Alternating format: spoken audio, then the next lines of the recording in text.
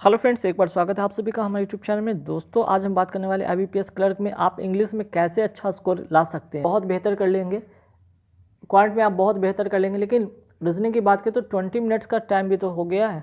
20 minute का time भी तो बाउंडेशन हो गया है। आप रीजनिंग में तो ऐसा नहीं कि 35 का 35 आउट ऑफ 35 कर लोगे। हाँ, 30 के आसपास में अटेम्प्ट कर सकते हो। ठीक, मान लिया कि 25 या 26 27 जो भी किया, मान लिया 27 ही किया। मैथ में अगर बात करते हैं क्वांट सेक्शन में, उसमें भी आपने 27 के लिए तो 27 दोनों अगर सेक्शन में आते तो 54 मार्क्स आते हैं। लेकिन आप अगर लास्ट ईयर के कट ऑफ की बात करेंगे तो लास्ट ईयर कट ऑफ आप सभी को पता होना चाहिए कि 70 प्लस गया था। अब ऐसे में 54 ही मार्क्स अभी हैं। ठीक, और ऐसे में आपके पास अभी और चाहिए कितना, 70 से ऊपर लाने के लिए 16 प्लस मार्क्स। और 16 प्लस मार्क्स कौन दिलाएगा? ये इंग्लिश दिलाएगा। और इंग्लिश में बहुत आसान तरीके से आप कर सकते हैं। ये क्लर्कल का एग्ज़ाम है, PO लेवल का एग्ज़ाम नहीं है। और ये ट्रिक शायद आपकी लाइफ बदल देगा। तो जी बिल्कुल आपकी लाइफ बदल देगा। अगर आप क्लर्कल जॉब अगर ले लेते हो तो आपकी लाइफ वाकई में बदल जाती है। और ये 7 दिन में 15 मार्क्स लाने, क्या सीक्रेट इसका है, बिल्कुल आपको बताने वाले हैं। और 20 मार्क्स 30 आउट ऑफ 30 आप 20 मार्क्स ला सकते हैं। तो कैसे? सबसे पहले कुछ चीज़ आपको प्रीवियस ईयर में ले चलते हैं। प्रीवियस ईयर में देखिए, रीडिंग कम्प्रीहेंशन पूछा गया था, सिंगल फिलर जो था, न्यू पैटर्न बेस पूछा गया था, एरर डिटेक्शन पूछा गया था, फ्रेज रिप्लेसमेंट पूछा गया था। जो कि यहाँ पे देख सकते हैं कि 5 क्वेश्चन, 10 क्वेश्चन, 10 क्वेश्चन, 5 क्वेश्चन, कुल 30 क्वेश्चन होते हैं। और पिछले अगर लास्ट ईयर की बात करें, थोड़े क्वेश्चन के लेवल थोड़े मॉडरेट थे, कुछ डिफिकल्ट भी थे और कुछ ईजी भी थे।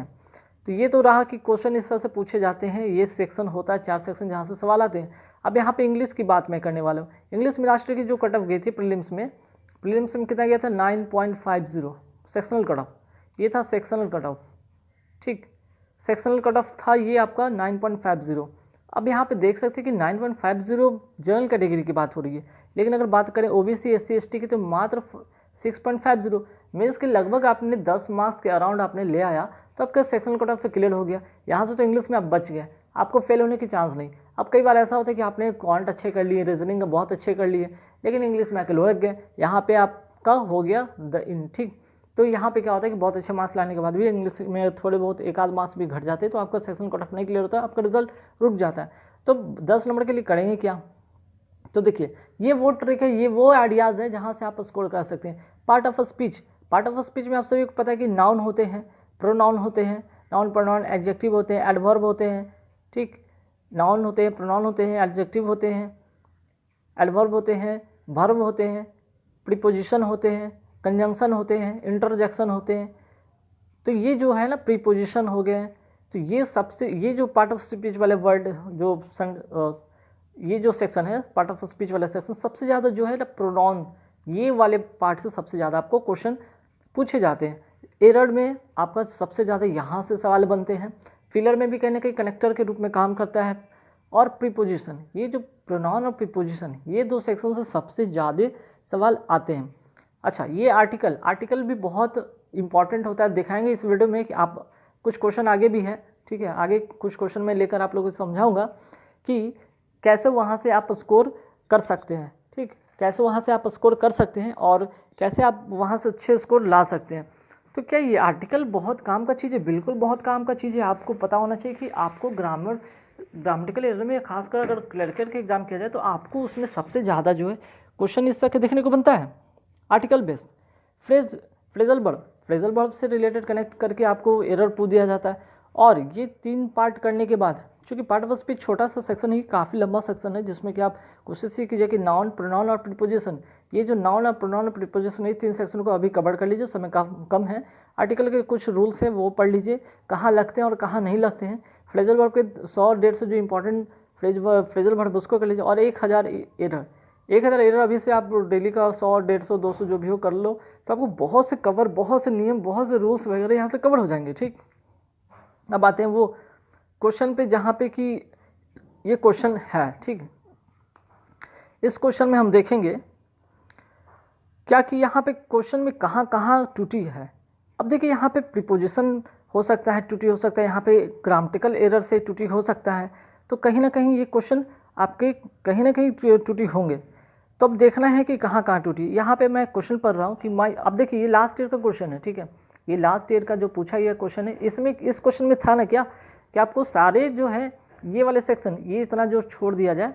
ठीक है, ये सेक्शन आपका सही था, ये सेक्शन सही था, कहा गया था कि इसमें अभी तक आपने सोचा था कि 4 सेक्शन होते हैं, 5 सेक्शन होते हैं, जिसमें से एक कोई ढूंढना था एरर, लेकिन इसमें 5 सेक्शन में क्या है ना कि कौन सही है, बाकी सारे सेक्शन में एरर है, लेकिन एक कौन सा जो है जो सही है। ये तो बाय डिफ़ॉल्ट ये सही था, ये बाय डिफ़ॉल्ट सही था। इसके बाद यहाँ पे जो 4 ऑप्शन देख रहे हैं ना, इसमें से कौन सा गलती है, मतलब कौन सही था वो ढूंढना था। गलत तो आपको फाइंड करना ही, ताकि आप गलत को हटाकर उसमें से सही ढूंढना है। अब देखिए, hard in an attempt to increasing, तो अटेम्प्ट टू इंक्रीजिंग यहाँ पे पहला टू और यहाँ पे इंक्रीजिंग, यहाँ तो वैसे ही गलती हो गया। अब यहाँ पे ध्यान रखिएगा कि जो ये टू और इंक्रीजिंग का जो कनेक्शन ये गलत है। अब यहाँ पे अगर आपने वर्ब का रूल पढ़ा होगा, इन्फिनेटिव का अगर आपने रूल पढ़ा होगा वर्ब का, तो ये बिल्कुल आप कर लेंगे कि 2 + V1 होता है ना। 2 + V1 का रूल होता है, तो यहाँ पे इंक्रीजिंग ना होगी, इंक्रीज होगा, इंक्रीज होगा। ठीक, अब आगे बढ़ते हैं। तो यहाँ पे एक एरर हो गया, ये नहीं होगा। The available power over dash over the engine. अब यहाँ पे पावर ओवर द इंजन नहीं, यहाँ पे जो प्रीपोजिशन, ये देखिए प्रीपोजिशन का खेल अब शुरू हुआ। ठीक है, यहाँ पे प्रीपोजिशन के खेल अब शुरू हुआ, जहाँ पे आपको ये बताना है। तो देखिए, ये पावर के बाद यहाँ पे ओवर नहीं होकर ये गलती, यहाँ पे टू होगा। ये देखिए प्रीपोजिशन का खेल आ गया ना। पावर टू द इंजन होता है, power to the engine, engine की ओर पावर लगती है, उसके ओवर या ऊपर में नहीं होती है। But fail the engine but failed due to favourable weather. अब देखिए, due to the favourable weather means कि फेवरेबल वेदर मीन्स कि अनुकूल वातावरण के कारण वो फेल हो गया। कभी सोचिए, ये तो निगेटिव में है। ठीक है, अब सेंटेंस को निगेटिव पॉजिटिव बहुत जानना जरूरी है। अगर ये निगेटिव सेंस यहाँ दे रहा है, ठीक है, तो ये फेवरेबल कंडीशन कभी हो ही नहीं सकता है। तो यहाँ अगर ये निगेटिव है, तो ये ऑब्वियसली ये भी निगेटिव होगा। तो यहाँ पे अनफेवरेबल होना चाहिए था, अनफेवरेबल। देख लीजिए, तो ये एक चीज़ और भी इम्पॉर्टेंट है कि आप सेंटेंस को पॉजिटिव और निगेटिव भी समझना शुरू करें, तो कनेक्टिविटी आपको समझ में आएगी। अब यहाँ पे निगेटिव फेल्ड था, तो जैसे होता है आगे वाले सेंटेंस में आपको निगेटिव ही होता, फेवरेबल तो होता नहीं। तो इस लिहाज से आपका ये जो द इंजन बट फेल्ड, ये वाला ऑप्शन जो कि सही है, मीन्स कि ये सिर्फ सही है। बाकी जो 4 ऑप्शन दिए गए थे, एक छोड़कर, जो माई ड्राइवर डिविव्ड द इंजन, ये बाय डिफ़ॉल्ट सही था। ये एग्जाम में पूछा एक क्वेश्चन था, तो इसमें से ढूंढना था कौन सही, बाकी सब कौन गलत है। देखिए, तो यहाँ पे आपने प्रीपोजिशन सीखा, यहाँ पे आपने पॉजिटिव निगेटिव का कनेक्ट सीखा, और यहाँ पे आपने वर्ब का सीखा रूल्स। अब आइए कुछ और भी इंपॉर्टेंट चीज़ देख लेते हैं। अब यहाँ पे फ्रेजल वर्ब देखते हैं, जैसे कटिंग डाउन। कटिंग डाउन का मतलब होता है कट डाउन। कट डाउन का मतलब क्या होता है भाई? कट डाउन का मतलब होता है रिड्यूस, कम करना। ठीक, रिड्यूस करना। तो यहाँ पे देख लीजिए, जब कट डाउन का आपको अगर फ्रेजल वर्ब पता होगा, तो आप ऑलरेडी यहाँ पे टिक कर लेंगे कि रिड्यूस होगा। ठीक है, ये रिड्यूस होगा। अब आगे बढ़ते हैं नेक्स्ट क्वेश्चन की ओर कि it was difficult to put up with. अब यहाँ पे पुट अप विथ का मतलब क्या होता है? पुट अप विथ का मतलब ये फ्रेजल वर्ब जिसका मतलब होता है इंड्योर, इंड्योर करना या टॉलरेंस करना, टॉलरेंस। ठीक, आगे बढ़ के देखते हैं the commissioner advise the figurative to turn in.